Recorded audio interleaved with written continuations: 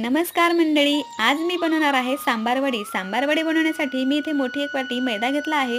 चवीनुसार मीठ घालून, ओवा घालून यामध्ये थोडंसं तेल टाकून घ्यायचं आहे व सर्व जिन्नस एकजीव करायचा आहे. तेल गरम न करताच घालायचे. इथे थोडं पाणी घालून घट्टसर कणिक मळून घेऊ व कणिकला थोडंसं तेल लावून एक 5 मिनिटासाठी रेस्ट व्हायला ठेवू. तोपर्यंत आपण सारण बनवून घेऊ. सारण बनवण्यासाठी पातेल्यामध्ये 2 चम्मच तेल घातलेलं आहे, जिरं घातलं, पांढरे तीळ घातले.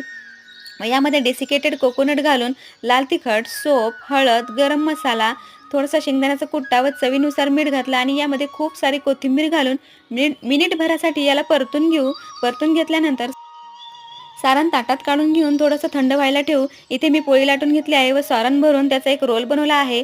तेल जास्त गरम नाही व्हायला पाहिजे, मीडियम गरम असतानाच तेलामध्ये आपल्याला हे सोडायचं आहे आणि मंद आचेवरच आपल्याला फ्राय करायचं आहे. तर इथे दुसरी एक पोळी लाटून घेऊन मी याचा थोडासा वेगळा प्रकार बनवला रोलचा. आजची रेसिपी तुम्हाला आवडली असेल तर सबस्क्राईब करा, लाईक